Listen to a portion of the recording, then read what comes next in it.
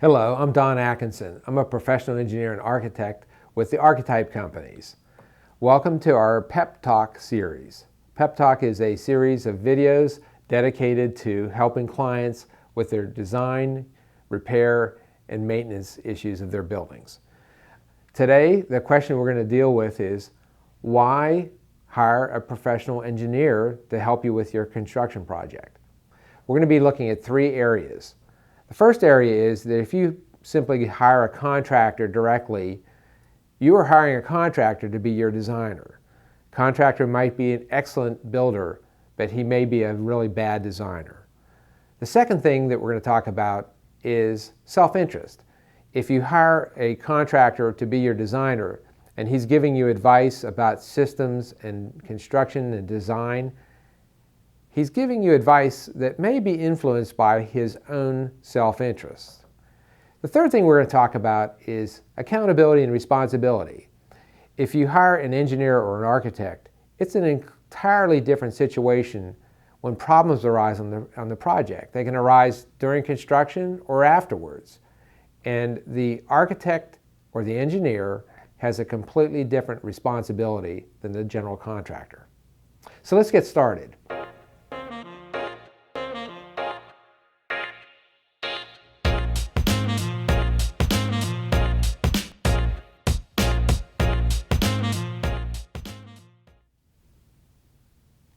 So why would it be a problem for the contractor to be hired as effectively the designer? The contractor has no training, education, or licensure to do design work.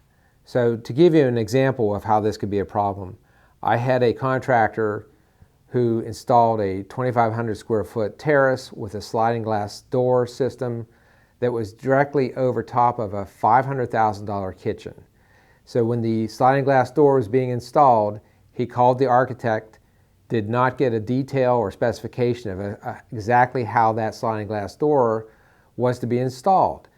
And when he wasn't able to get an answer from the architect, I asked him, well, what did you do? And the contractor said, well, I just designed it the way I thought it should be done. And he says, I went ahead and installed it the way I thought.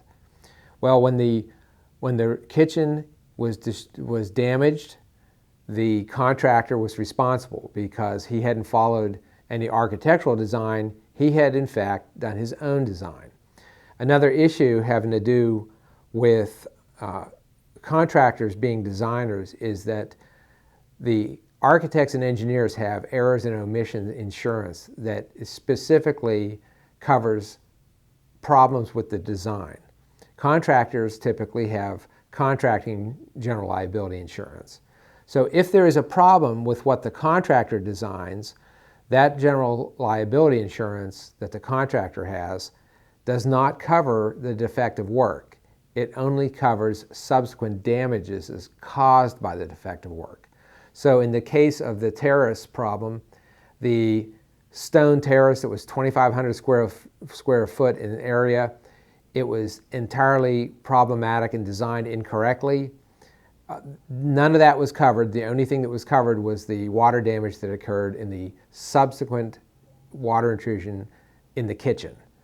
So often what we find in cases where the contractor is being the designer and he doesn't have formal education in training and licensure in design, that there are no details, there's no specifications, and there's no real coherent requirements on the project or even following certain manufacturer's instructions. So without details and specification, if during construction or after construction, if there is a problem, it's often very difficult to ascertain what exactly was installed. So we've been involved in many litigation cases where we have to destructively investigate contractor projects, and we find that often there are no details or specifications of how it was done because the contractor just did it the way he thought or did it the way that he had been doing it previously. The second thing I want to talk about is self-interest. It's perfectly reasonable to expect that if the contractor is hired directly to do a project and he is acting as the contractor primarily. But before he does, he effectively is going to become the designer. Why would this be a problem?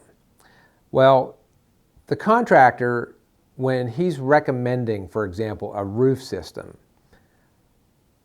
self-interest is logical and expected. So the profitability of the roof system that he installs can't help to be an influence on the design advice that he gives.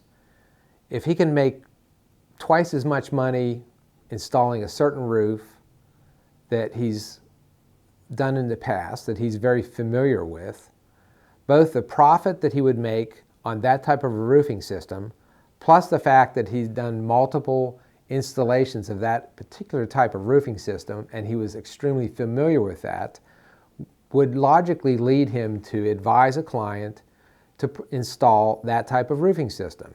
In fact, an objective designer looking at the project, looking at the specific conditions, might consider several different types of roofing systems and recommend to the owner the first, the second, and the third most applicable that he would recommend for that condition. The other thing that the contractor may be influenced by is time. Time is money for a contractor, and if he's primarily a contractor and not primarily a designer, with the design interests being that of the owner's benefit, if he can install a particular roofing system in half the time, make the money, and go on to another project somewhere, it's very reasonable to expect that that time would be an influence in his advice that he gives the owner. So in effect, if the owner is hiring a contractor to be the designer, he's hiring a designer who has other interests other than the owner's best solution. All right, let's talk about accountability. Accountability is required by the state of Florida, where they require 3 bids for associations. Private clients typically require competitive bidding. The intent of bidding is to get competitive pricing on a defined set scope of work. That defined set scope of work could be thought of as the design. So if the design is not defined, you cannot have competitive bidding and there is no accountability. I want to give a couple examples. One example is I had a property manager call who had bid for carport construction at an association. He had gotten 1 bid for aluminum carports. He had gotten 1 bid for concrete precast carports, and he had gotten 1 bid for timber frame carports. Again, there is no bid there because the scope of work is not defined. You're essentially bidding apples and oranges and kumquats. Another example is bid variability. I had a property manager who called me and he was upset because he had done his own bid for hardy plank siding to be installed on their facility. The bids came in wildly different, from $89,000 to $175,000 to $295,000, and he asked, why are my bids so broad and out of conformance with each other? And the answer was that they didn't really have a bid. I asked him what his bid documents required for the project, and he said, what's a bid spec? He didn't know what needed to be included in a spec. He could not define the design, and therefore the bids were meaningless. And what this creates is, if 3 contractors are bidding on a project and the contractors have no set scope of work, no specific design requirements that must be met for that project, then there can't be accountable bids. Another example occurred where we did a project where we calculated that the 18 buildings on a property were going to require approximately $400,000 to paint all the buildings. We got a call later from the client, and they said, well, they had gotten a bid for $85,000 to paint all 18 buildings. And of course, we said immediately, that's great, you got that low bid, what's in the bid spec? And of course, the answer was there was no bid spec.